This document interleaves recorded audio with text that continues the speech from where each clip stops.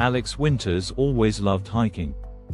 The isolation of the woods offered a serene escape from the chaos of city life. So, when his best friend, Ryan, suggested a weekend camping trip to the Whispering Pines, a remote forest with an ominous reputation, Alex didn't hesitate.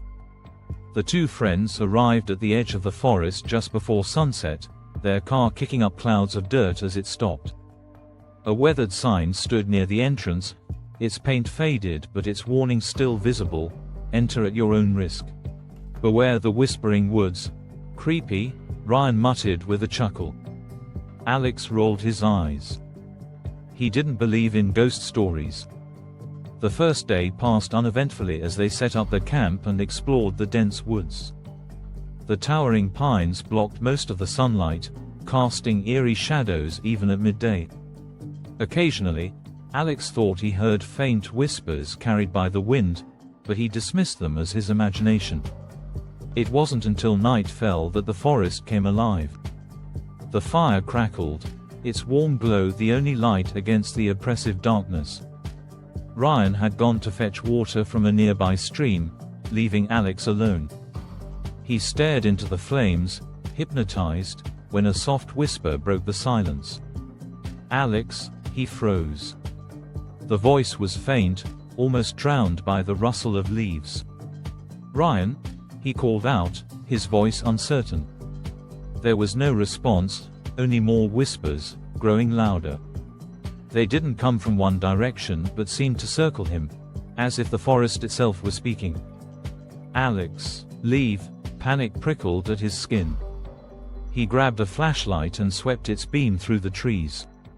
Shadows danced, but nothing was there. When Ryan finally returned, Alex's relief was short-lived.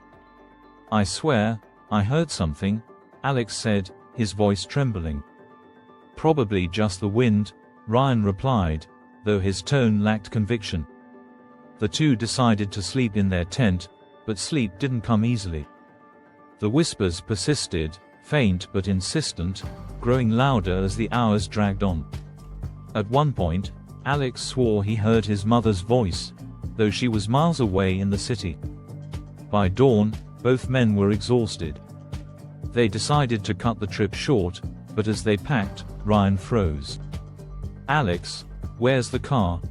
Alex turned to where they had parked their vehicle the previous evening. The clearing was empty. "That's impossible," Alex muttered. He spun in circles, searching, but there was no sign of the car, or even the tracks it had left. The whispers returned, louder now. They no longer seemed like voices but a cacophony of angry hisses. "We need to get out of here," Ryan said, his face pale. The two men began walking in what they thought was the direction of the main road. Hours passed, but the forest only seemed to grow denser, the trees twisting unnaturally as if blocking their path. The whispers were relentless, accompanied by the occasional rustle of leaves, though no wind stirred the air. By evening, they stumbled upon a small clearing. In the center stood a massive tree, its bark gnarled and blackened as if burned. Beneath it lay a crudely made wooden sign: "All who enter shall pay the price." "What does that mean?" Ryan asked, his voice trembling. Before Alex could respond, the whispers surged into a deafening roar. The ground beneath them trembled, and the shadows of the trees began to move, stretching toward the two men. "Run!" Alex shouted. They sprinted through the forest, but the shadows followed, dark tendrils reaching out to snare them.